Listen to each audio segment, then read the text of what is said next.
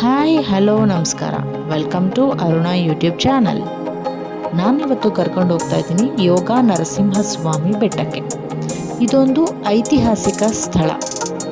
ಭಕ್ತ ಪ್ರಹ್ಲಾದ ತನ್ನ ತಂದೆಯ ಸಾವಿಗೆ ತಾನೇ ಕಾರಣನಾದೆ ಅನ್ನೋ ಒಂದು ಕೋರದಲ್ಲಿ ಹಲವಾರು ಪುಣ್ಯಕ್ಷೇತ್ರಗಳಿಗೆ ಯಾತ್ರೆಯನ್ನು ಕೈಗೊಳ್ತಾನೆ. ಆಗ ಮೇಲುಕೋಟೆಗೆ ಬರುವಾಗ ತನ್ನ ಸಾಲಿಗ್ರಾಮವನ್ನು ತೆಗೆದುಕೊಂಡು ಬರ್ತಾನೆ. ಆ ಸಾಲಿಗ್ರಾಮ ಒಡೆದು ಯೋಗ ನರಸಿಂಹ ರೂಪವನ್ನು ತಾಳುತ್ತೆ. ಆಗ ಭಕ್ತ ಪ್ರಹ್ಲಾದ ಅಲ್ಲಿಯ ದೊರೆ ವಿಷ್ಣುವರ್ಧನನ ಸಹಕಾರದೊಂದಿಗೆ ಹಾಗೂ ಮೈಸೂರು ರಾಜರ ಸಹಯೋಗದೊಂದಿಗೆ ಈ ಯೋಗ ನರಸಿಂಹಸ್ವಾಮಿ ದೇವಸ್ಥಾನವನ್ನು ಕಟ್ಟಿಸಿದ ಅನ್ನೋ ನಂಬಿಕೆ ಇಲ್ಲಿಯದ್ದು. ಈ ದೇವಸ್ಥಾನಕ್ಕೆ ಒಟ್ಟು 365 ಮೆಟ್ಲುಗಳಿದೆ. 365 ಮೆಟ್ಲನ್ನು ಹತ್ತೋಕ್ಕಾಗಲ್ಲ ಅನ್ನೋರು ಅರ್ಧ ದೂರದವರೆಗೆ, ಅಂದರೆ ಅರ್ಧ ಬೆಟ್ಟದವರೆಗೆ ಗಾಡಿಗಳು ಅವಕಾಶ ಇದೆ, ಅಂದರೆ ಗಾಡಿಗಳು ಹೋಗುತ್ತೆ. ಅಲ್ಲಿವರೆಗೂ ಹೋಗಿ ಅಲ್ಲಿಂದ ಸುಮಾರು 120 ಮೆಟ್ಲು ಹತ್ತಲೇಬೇಕಾಗುತ್ತೆ, ಬೇರೆ ದಾರಿ ಇಲ್ಲ. 365 ದಿನಗಳು ಅಂದರೆ 365 ದಿನಗಳನ್ನು ಈ 365 ಮೆಟ್ಟಿಲುಗಳು ಪ್ರತಿನಿಧಿಸುತ್ತೆ ಅನ್ನೋದು ಇಲ್ಲಿಯ ನಂಬಿಕೆ. ಹೀಗೆ ಈಗ ನಾವು ಹೋಗ್ತಾ ಇದೀವಲ್ವಾ, ಈ ಜಾಗ ಬಂದು ಅರ್ಧ ಬೆಟ್ಟದವರೆಗೂ ಹೋಗುತ್ತೆ.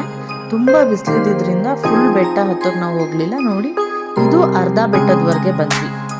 ಸೊ ಇಲ್ಲಿಂದ ಮೇಲೆ ಹತ್ಕೊಂಡು ಹೋಗ್ಬೋದು. ಇದಕ್ಕೆ ಹೋಗೋ ಮುಂಚೆ ನೋಡಿ, ಇದು ಪಂಚಕಲ್ಯಾಣಿ. ಈ ಹೋಗೋ ದಾರಿ ಮಧ್ಯದಲ್ಲೇನೆ ಇದು ಸಿಗತ್ತೆ. ಈ ಭಕ್ತ ಪ್ರಹ್ಲಾದ ಇಲ್ಲಿಗೆ ಬಂದಾಗ ಈ ಪಂಚಕಲ್ಯಾಣಿಯಲ್ಲಿ ಸ್ನಾನವನ್ನ ಮಾಡಿ ಪ್ರತಿನಿತ್ಯ ಮೇಲೆ ಬೆಟ್ಟವನ್ನು ಹತ್ತಿ ಹೋಗಿ ಇಲ್ಲಿರೋ ಯೋಗ ನರಸಿಂಹಸ್ವಾಮಿಗೆ ಅಭಿಷೇಕವನ್ನ ಮಾಡ್ತಿದ್ದ ಅನ್ನೋದು ಇಲ್ಲಿಯವರ ನಂಬಿಕೆ. ನೋಡಿ, ಇದು ಬೆಟ್ಟದ ಮೇಲೆ, ಇಲ್ಲಿಂದ ನೇರವಾಗಿ ಅಲ್ಲಿ ಕಾಣಿಸ್ತಾ ಇರೋದೇನೆ ಪಂಚಕಲ್ಯಾಣಿ. ಹಾಗೂ ಇವಾಗ ನಾನು ತೋರಿಸ್ತಾ ಇರೋದು ಅಲ್ಲಿ ದೂರದಲ್ಲಿ ಕಾಣಿಸ್ತಾ ಇದೆ ಚಲುವನಾರಾಯಣ ಸ್ವಾಮಿಯ ಕಳಶ ಗೋಪುರ. ಅಲ್ಲಿಂದ ಪ್ರಾಬಬ್ಲಿ ಇಲ್ಲಿಗೊಂದು 1/2 ಕಿಲೋಮೀಟರ್ ಆಗಬಹುದು. ಎಲ್ಲ ಹತ್ತತ್ರನೇ ಇದೆ ನಮಗೆ ಓಡಾಡಲಿಕ್ಕೆ. ಆಟೋಗಳು ಕೂಡ ಕನ್ವೀನಿಯೆಂಟ್ ಇರುತ್ತೆ ನಿಮಗೆ. ಸೀಟ್ ಲೆಕ್ಕದಲ್ಲಿ ಆಟೋಗಳು ಕೂಡ ಓಡಾಡುತ್ತೆ. ವೆಹಿಕಲ್ ಇರೋರು ವೆಹಿಕಲಲ್ಲಿ ಹೋಗ್ಬೋದು. ಇಲ್ಲಿ ನೀವು ನೋಡ್ತಾ ಇರೋದು ಪಂಚಕಲ್ಯಾಣಿ. ಯೋಗ ನರಸಿಂಹಸ್ವಾಮಿ ದೇವಸ್ಥಾನದಿಂದ ಇಲ್ಲಿ ನಿಂತ್ಕೊಂಡು ನೋಡಿದ್ರೆ ಪಂಚಕಲ್ಯಾಣಿ ಸಿಗುತ್ತೆ. ಇಲ್ಲಿ ಸ್ನಾನವನ್ನು ಮಾಡಿ, ಅಥವಾ ಕೆಲವರು ಮುಡಿ ಕೊಡೋರು, ಹರಕೆ ಇರೋರು ಮುಡಿಯನ್ನು ಕೊಟ್ಟು ಆ ಕಲ್ಯಾಣಿಯಲ್ಲಿ ಸ್ನಾನವನ್ನು ಮಾಡಿ ಬಂದು ಯೋಗ ನರಸಿಂಹಸ್ವಾಮಿಯ ದರ್ಶನವನ್ನು ಪಡಿತಾರೆ.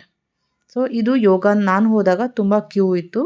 ಯಾಕಂದರೆ ಅಲ್ಲೇನೋ ವೈರಮುಡಿ ಮಹೋತ್ಸವ ನಡೆದಿತ್ತು, ಹಾಗಾಗಿ ತುಂಬ ರಶ್ ಇತ್ತು. ನೋಡಿ, ತುಂಬ ಕ್ಯೂ ಇದೆ. ನಾನು ಆ್ಯಕ್ಚುಲಿ ಜನರಲಲ್ಲೇ ಹೋದೆ. ಅಲ್ಲಿ ಸ್ಪೆಷಲ್ ದರ್ಶನವೂ ಇತ್ತು, ಬಟ್ ಅದು ಕೂಡ ಅಷ್ಟೇ ಕ್ಯೂ ಇದ್ದಿದ್ದರಿಂದ ಸರಿ ಇದರಲ್ಲೇ ಹೋಗೋಣ ಅಂದ್ಬಿಟ್ಟು ನಾನು ಜನರಲ್ ದರ್ಶನದಲ್ಲಿ ಹೋದೆ. ನೋಡಿ ಎಷ್ಟು ರಶ್ ಇದೆ. ಇದೇ ಯೋಗ ನರಸಿಂಹ ಸ್ವಾಮಿ ದೇವಸ್ಥಾನ.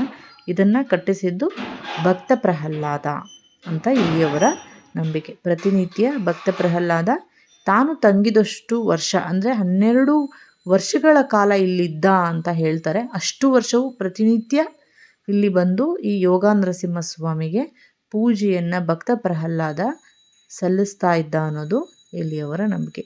ಕೆಲವರು, ನಾನು ಹೋದಾಗ 10 o'clock ಆಗಿತ್ತು. ಆಲ್ರೆಡಿ ಕೆಲವರು ದರ್ಶನವನ್ನು ಮುಗಿಸಿ ಬರ್ತಾಯಿದ್ರು. ಬಟ್ ನಾನು ಹೋಗಿದ್ದು ಆಲ್ರೆಡಿ 10 o'clock ಮೇಲಾಗಿತ್ತು. ರಶ್ ಜಾಸ್ತಿ ಆಗಿತ್ತು. ಸೊ ಬೇಸಿಗೆ ಆಗಿರೋದ್ರಿಂದ ತುಂಬ ಸೆಕೆ ಕೂಡ ಇತ್ತು ಒಳಗಡೆ. ಆದರೂ ದೇವಸ್ಥಾನ ಅಂದರೆ ಏನೋ ಒಂದು ಸ್ಪಿರಿಚುಯಾಲಿಟಿ ಇರುತ್ತೆ, ತಣ್ಣಗಿರುತ್ತೆ. ಯಾಕೆ ಅಂದರೆ ನನಗೊತ್ತಿರೋ ಪ್ರಕಾರ ದೇವಸ್ಥಾನ ಯಾವಾಗಲೂ ಗಜಾಯ ಇರುತ್ತೆ. ಸೊ ಅಂದರೆ ಕೆಲವು ಆಯಗಳು ಬರುತ್ತಲ್ವ ಅದರಲ್ಲಿ. ಸೊ ಆದ್ದರಿಂದ ಗಜಾಯ ಅಂದರೆ ಫುಲ್ಲು ತಣ್ಣಗಿರುವಂತಹ ಜಾಗ ಅದು. ಹಾಗಾಗಿ ಆಲ್ಮೋಸ್ಟ್ ಎಲ್ಲ ದೇವಸ್ಥಾನಗಳು ಕೂಡ ತಣ್ಣಗಿರುತ್ತೆ ಅಂತ ನಂಬಿಕೆ. ನೋಡಿ, ಇದೇನೆ ಯೋಗ ನರಸಿಂಹಸ್ವಾಮಿ ದೇವಸ್ಥಾನ. ಬಾಯ್.